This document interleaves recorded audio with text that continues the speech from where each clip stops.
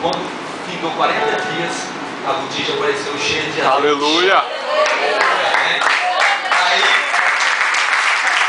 eles mandaram fazer réplicas assim pequenininha e distribuiu para o povo o azeite do céu, o azeite que materializou, né?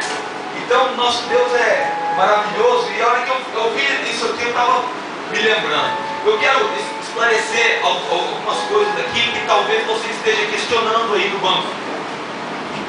Nós somos do Brasil. Eu fui dado para um ministério, porque eu creio que o homem é dado para o ministério.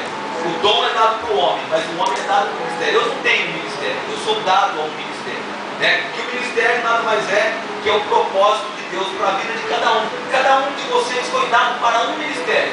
Uns para pastores, outros evangelistas, profetas, mestres, né?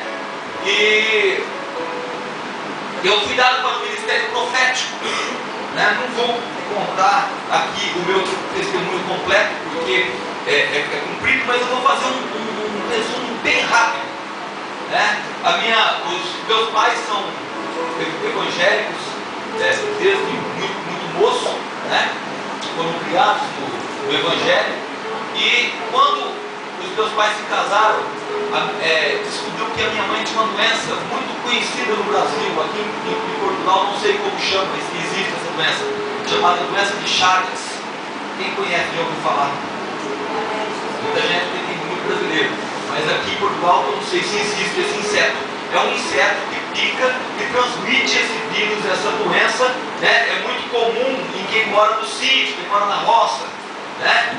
Então a minha mãe foi picada pelo bicho barbeiro e ela contraiu a doença de Chagas. Só que como eles eram muito pobres, não tinham recurso financeiro, a coisa foi evoluindo, ela tinha desmaios constantes, tal, mas quando casou, começou a ter aborto, muitos abortos espontâneos. Ela teve 5 abortos, teve aborto até de 8 meses de idade. Teve 4 homens de aborto e uma menininha de aborto. E meu pai sempre orando, e aí eles, lógico, procuraram um médico, e o médico então descobriu que ela tinha doença de Chagas. E a doença de Chagas estava no coração. E no coração ela é letal. E o médico falou: olha, leva a sua esposa para casa para ter um convívio com a família, pelo menos o tempo que resta, porque se ela não descer um degrau sozinha, se você carregar ela no colo onde ela quiser ir, ela vai durar aí uns 60 dias. Ela estava pesando 35 quilos nessa época. E meu pai, em guerra e oração e pedindo a Deus a cura, a libertação. Meu pai é um grande evangelista. Eu já vi meu pai orar e morto ressuscitar. Eu já vi meu pai orar e cego ver. Eu já vi meu pai orar e mudo falar e aleijado andar. Porque desde criança eu ajudo o meu pai no ministério. A minha mãe já é falecida, infelizmente, mas ela era cantora. Foi uma cantora muito famosa no Brasil. Ela tinha uma dupla chamada Irmãs Oliveira, que cantava junto com o Luiz de Carvalho, muitos discos gravados. E a gente tinha sempre esse ministério itinerante. Então essa vida minha de hoje é a que eu tenho desde que nasci, né?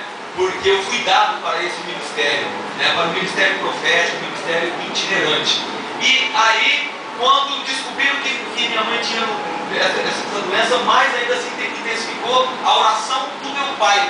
E meu pai fazia vigílias e mais vigílias na beira da própria cama, de joelho, orando e pedindo a cura da minha mãe. Todo pastor, todo evangelista, qualquer pessoa de fé que aparecesse ali, pediam para orar pela minha mãe, e eles oravam pela minha mãe, mas Deus não curava. E um dia meu pai saiu para trabalhar, e quando ele estava a caminho do serviço, um anjo apareceu para ele e falou assim: volta agora para sua casa que eu vou curar a tua esposa. Ele ficou meio pasmado assim, com aquela voz falando, e o anjo falou de novo. E aí então ele entendeu que realmente era Deus falando com ele, e voltou para casa. Quando ele voltou para casa, ele encontrou uma outra irmã, que era uma profetisa. Nós chamamos lá um apelido carinhoso, né, que é a canelinha de fogo, né, que é a irmã de oração, canelinha de fogo. Então, essa irmã encontrou com o meu pai ali no portão. Meu pai falou assim: o Senhor apareceu para mim e disse que vai curar a Nair hoje. Ela falou a mesma coisa, estava orando, Deus mandou vir para cá porque vai curar ela hoje. Aí eles entraram, meu pai orou, ungiu, determinou a cura, ministrou a cura, né? E aparentemente nada aconteceu. Não sabiam. Eles passaram ela por um aparelho do médico que chamava endoscopia.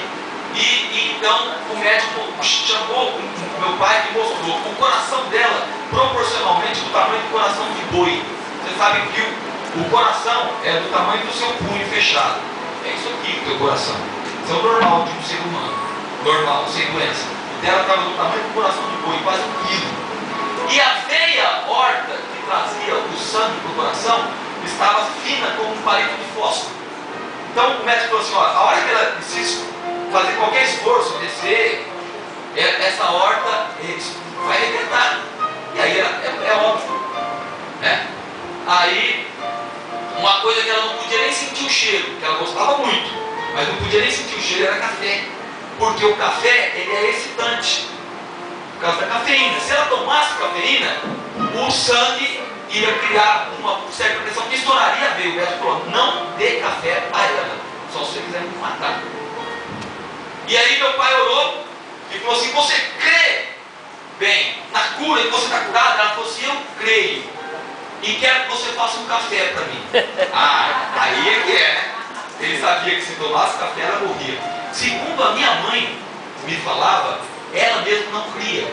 E ela, de tanta angústia no coração, ela queria partir para o Senhor, porque não achava justo a vida que meu pai levava. Ela não podia cozinhar para o meu pai, as vizinhas traziam comida, os irmãos da igreja. É importante, irmão, quando tem alguém doente, você visitar, você apoiar, irmã, você ir lá limpar a casa para a irmã. Isso mostra amor, né? E as irmãs da igreja faziam isso, levavam lá um caldeirãozinho de comida, outra ia lá, lavava a roupa dela, e ela tinha essa tristeza, porque ela não podia fazer nada disso. E ela disse que queria tomar aquele café porque tinha certeza que ela ia partir para o Senhor. E meu pai falou assim: eu creio. Foi lá, coou um café e deu para ela. Ela me contava que deu só um suador nela, porque ela estava muito fraca, né? Fraca da doença, não comia nada, não se alimentava, mas não morreu. Então eles creram que realmente Deus já tinha feito a obra. E ali, quando o meu pai orou e ungiu e determinou a cura, o Senhor tomou a boca da profeta, e a profeta então falou assim: eis que eu sou o Senhor, estou te curando e vou te devolver os teus 5 filhos. Irmãos, ela teve 4 homens e uma menina, está tudo vivo. Graças a Deus. Aleluia.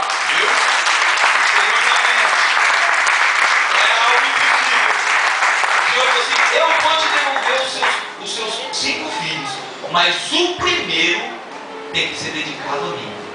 Ele vai se chamar Elias, e eu vou entregar o ministério na mão dele.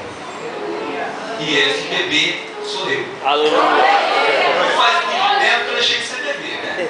Mas, então, irmãos, ali eu fui crescendo dentro dessa ótica, dentro dessa perspectiva, mas o diabo sempre tentou me matar. Sempre tentou me matar. Quando eu fui para nascer, a minha mãe, muito pobre, foi esquecida na enfermaria e passou da hora de nascer. E quando então lembraram dela lá, já tinha passado a hora e houve enforcamento pelo cordão umbilical, né? E eu nasci com uma falha de oxigênio no cérebro, só que ninguém sabia. Então, foi a tempo, antes de eu ser enforcado, totalmente sufocado, fizeram o parto, né? Aí me colocaram lá no balão de oxigênio e tal, aquele procedimento todo. Mas quando eu tinha 2 anos, começou a me dar crise de loucura. Eu ficava totalmente louco, eu não conhecia minha mãe, não conhecia meu pai, não conhecia meus avós. Eu saía correndo, sem rumo, trombava